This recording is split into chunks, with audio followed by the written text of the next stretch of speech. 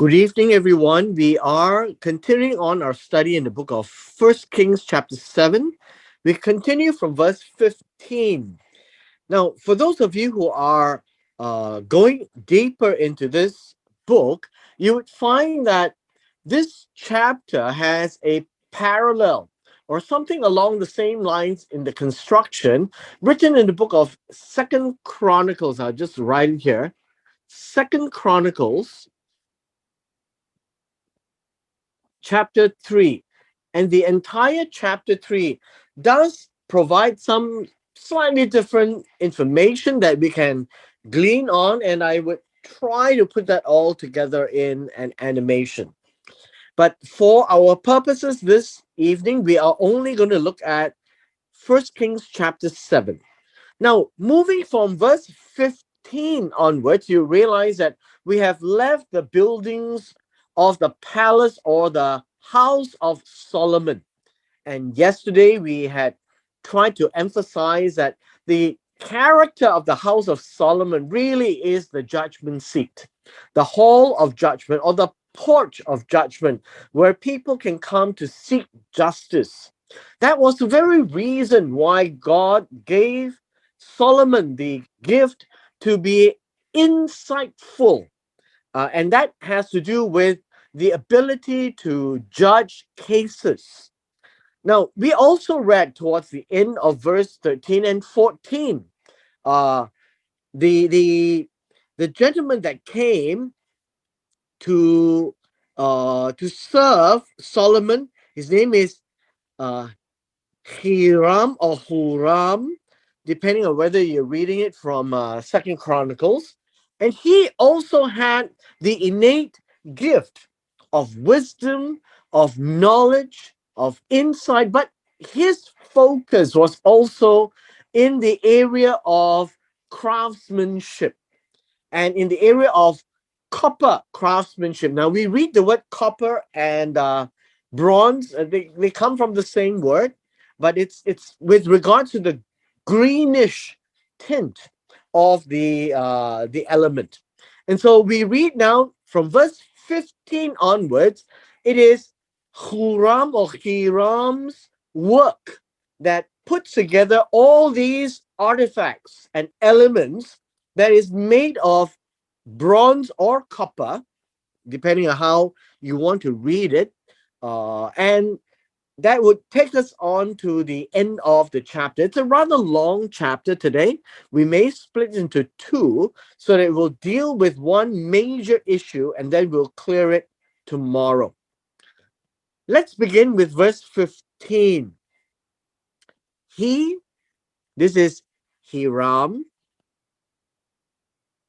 This is not Solomon. He is the expert in bronze. So he fashioned or he shaped. Uh, this word literally means to press out, to, well, I guess you could say to press out, uh, to shape or to craft or to cast. Let me put it down. To shape or to cast. And is done by binding or pressing. And so you need to know that this is not just merely making something, but it is making something in a way where it is uh, molten and casted because it's about bronze. And there are two pillars. The idea of a pillar here is a column. And we are told 18 cubits was the height of each pillar, and a line of 12 cubits measured the circumference of both. Now, the way that it talked about the circumference really is the turn, right? This word here is the turning around. And in modern English, we call it the circumference. So let me just give you the artist impression. This will be my artist impression. And so it begins with two columns. And these two columns is made of bronze. Perhaps I should use green color, right? Bronze.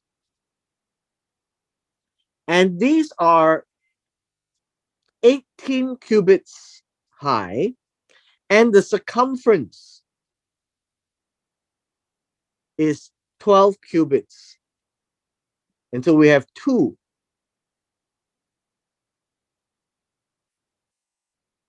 And this is how we can imagine it to be. And so we'll continue filling it up shortly. Next, what about these two columns or pillars that we're talking about?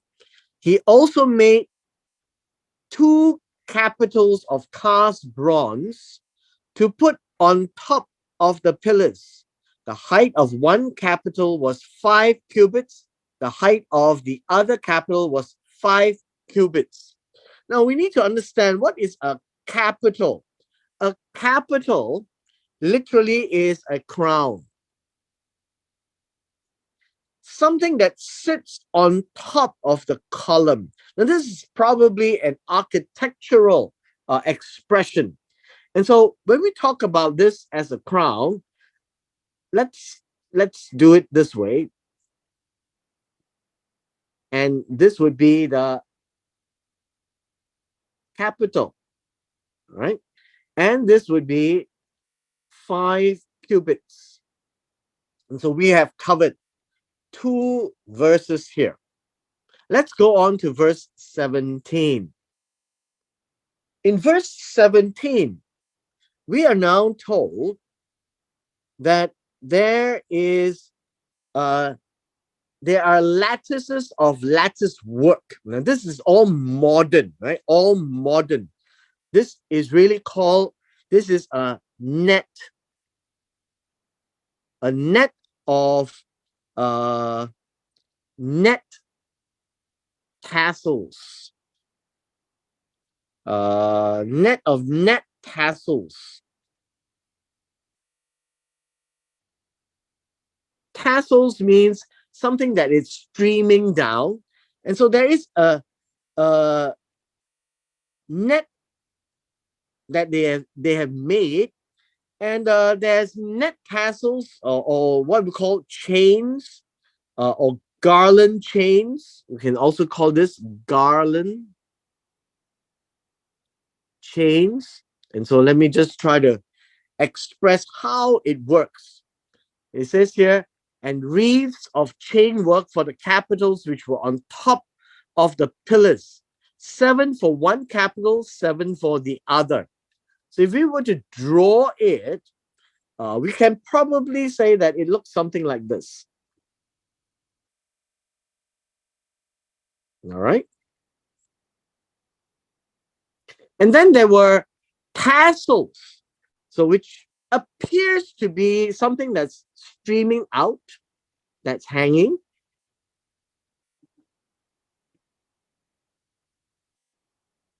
So that's an artist's impression, okay? Next. So he made the pillars, 2 rows around on one lattice to cover the capitals which were on the top of the pomegranates, and he did for the other capital. Now, what does that mean? It means that there were 2 rows of pomegranates. Now, 2 rows of pomegranates. Pomegranates is red in color, so we'll just do this. This would be 2 rows of pomegranates, like that. This is an artist's impression. Next, verse 19. Now, in verse 19, it says the capitals which were on top of the pillars in the porch were of lily design 4 cubits. This means that on top of whatever we have, there will be what we call lilies design. And that would look something like that.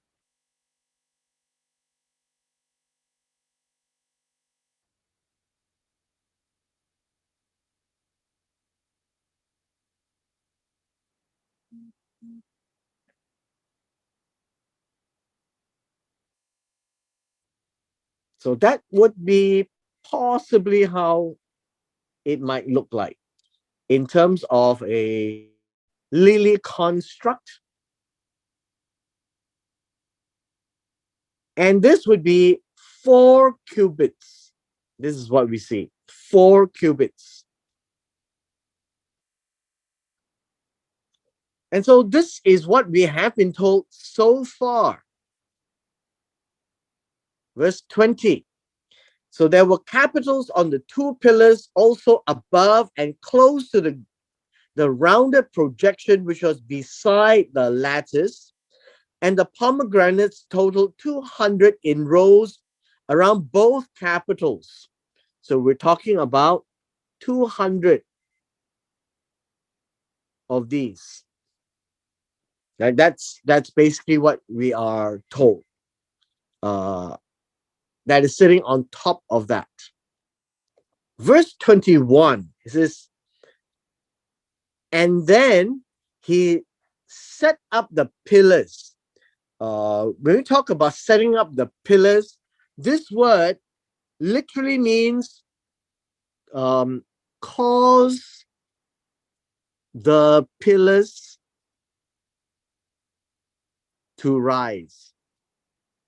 So you notice in the Hebrew, the words are very action oriented. Although the English gives us this simplified idea, it is giving us an imagery that somehow they were raising the pillars from lying down on the ground to standing up erect. The location at the porch of the main room. Now, this idea of the main room, uh, we are told that this is the temple, at the porch of the temple or the palace, the hekal. And this is generally understood as the front of the the temple, where we had seen last week. We had the temple done this way. And so now the pillar is in front.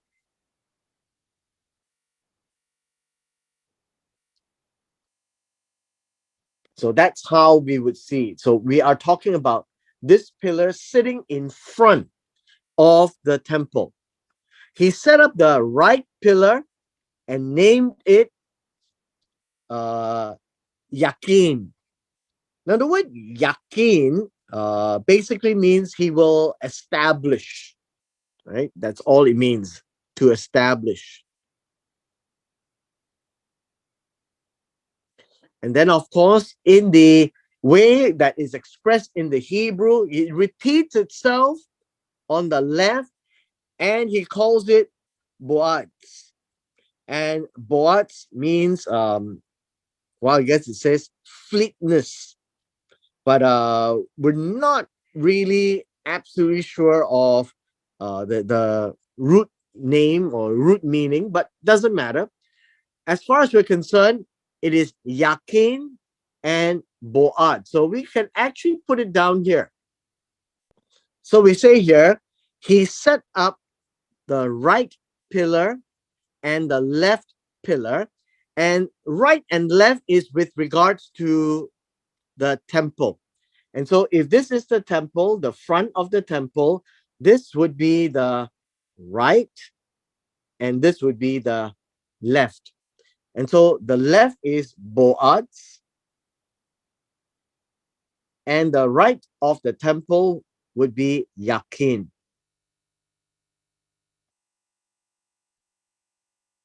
And that would be what we have seen in verse 21.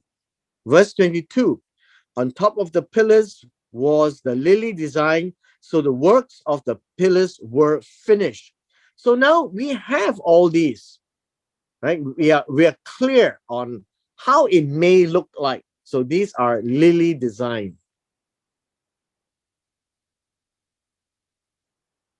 And this would be generally how we can imagine the two pillars to be, by the name of Boaz and Yakin, standing in the front of the porch, right? Standing in at the porch in the front of the temple. And that by itself, we are getting more information with regards to the construction of the temple now on the outside. Now we come to verse 23. Verse 23 says that uh, Hiram also made the sea of cast metal. Now this is understood as um, the molten sea, right? The molten sea. This would be the literal meaning. The molten sea. Uh, and the molten sea is given certain dimensions. And it says here, uh, 10 cubits from brim to brim. Now, the word brim literally means the lip, from lip to lip. The lip would be like us, the lip would be the outer protrusion of our mouth. So it says here from lip to lip, circular in shape, and its height was 5 cubits. And it was 30 cubits in circumference. Circumference means the circuit, right? It means the circuit. It means the roundabout. So in English, we do call it the circumference. And so how can we envision this? So let us look at this. You will find that this would be a molten sea, and that would be, let me just give us the artist impression.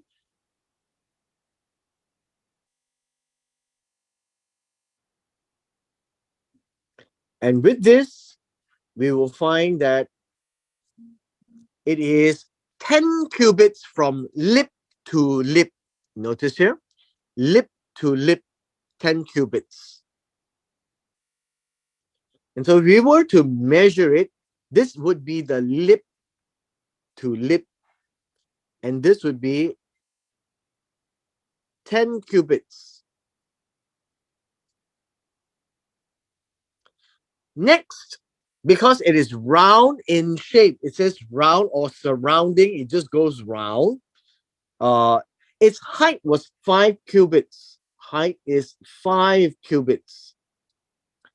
And then we see that it was 30 cubits in circumference. Now, the 30 cubits in circumference would actually refer to the inner circle, because we are only interested in the internal. So this part here, the internal, is 30 cubits. Now, if we are clear with our math, right? Our math, then we would then be able to add additional information to this. The math here really looks something like this. D equals 2 circumference divided by pi. And pi is 3.14. So if you were to do some math, we actually do not have the diameter of the internal. We have the diameter from lip to lip. So this is not the lip. This outer is the lip.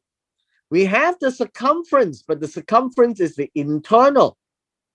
So if we have this math and we add all this in, so what do we have?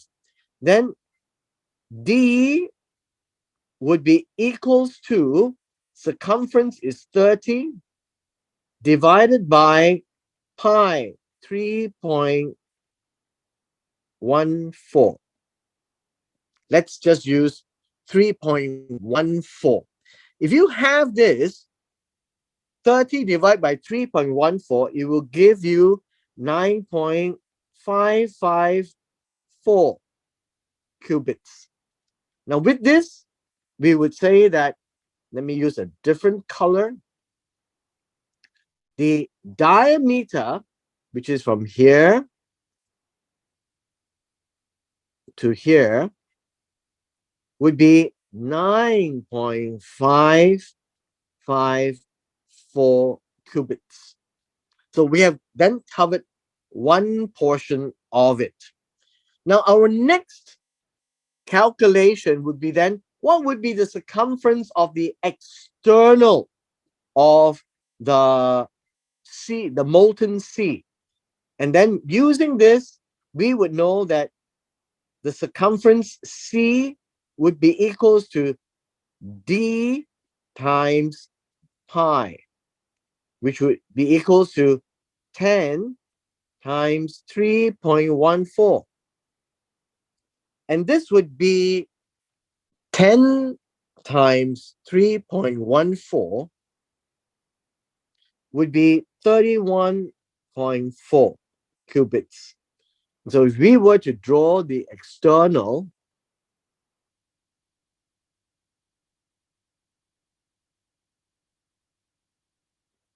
we would have 31.4 qubits, which also tells us that now we have another piece of information, which means that from here to here would be 0.223 qubits. Now stay with me with all the calculation, because the calculation just helps us understand how the math would work. We go on to verse 24. In verse 24, it says that under its brim, gourds went around, circling it, 10 to a cubit, completely surrounding the sea. The gourds were in 2 rows, cast with the rest. So in terms of a picture, we'll find that this would be the gourds. If these were the gourds, then it would be in 2 rows. And so these would be the pictures in 2 rows. Let's move on to verse 25. In verse 25, it says that it was standing on 12 oxen, 3 facing north, 3 facing west, 3 facing south, 3 facing east. The sea was on top of them, and all their rear parts turned inward. Wouldn't be difficult to figure this out if you understand it. Then we would have the oxen, the back, the head. So 3 of them on each side.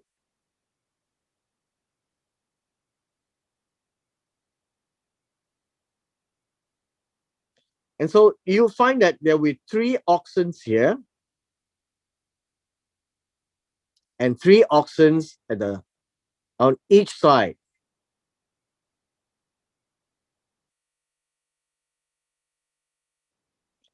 This would be the artist's impression. And they will be holding up the molten sea. The molten sea. Now, in verse 26, we are told, and it was a hand width thick. The hand width thick means it is a thickness. It was the thickness of a span. This is what it means, a span. The width of a hand. So if we were to draw the width of a hand here, so we have a hand. The width of the hand is equivalent to 0.223, which would cubits. Be approximately 4 inches, 5 inches. And using the cubit, you find that the math actually works out pretty well in this case. Its brim was made like the brim of a cup, a lily blossom. It could hold 2,000 baths. And so now you could see that this is the lip of the cup, and it comes down shaped this way, like a lily blossom. It holds 2,000 baths. 2,000 baths equals, well, I guess it should equal 50 ritual baths, I suppose, the amount of water and that would mean that it's a lot of water. It's a lot of water, right? It's a lot of water.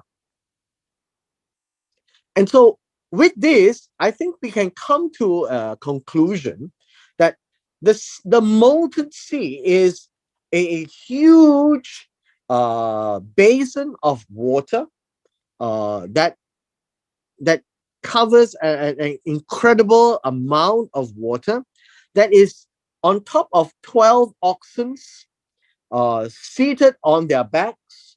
And the math that were given is very clear. 10 cubits from lip to lip, 30 cubits in its circumference on the inside, because we're not interested really on the outside. How much water it can contain. This is a hand's breadth of thickness, 0.223 cubits. Because we can use the external diameter 10 cubits minus the internal diameter 9.554 cubits, that would be the hand's breadth, right? The thickness of a span. And so with this, I think we are told a little bit more detail than before, but nevertheless, we are still given an artist's impression. The math is correct if we were to calculate it, but it is not as important as we would want it to be. Now, many people have questioned this. When they mistakenly take the 30 cubits as an external circumference, then you find then the accusation would be that pi would not be accurate, and that the math would be wrong in the book of 1 Kings chapter 7. And this is one of those arguments against the validity of the Bible. Now, with this, we come to the end of our session today. Tomorrow, we will complete the rest of the chapter with the rest of the bronze or copper construction. And we'll see you then tomorrow.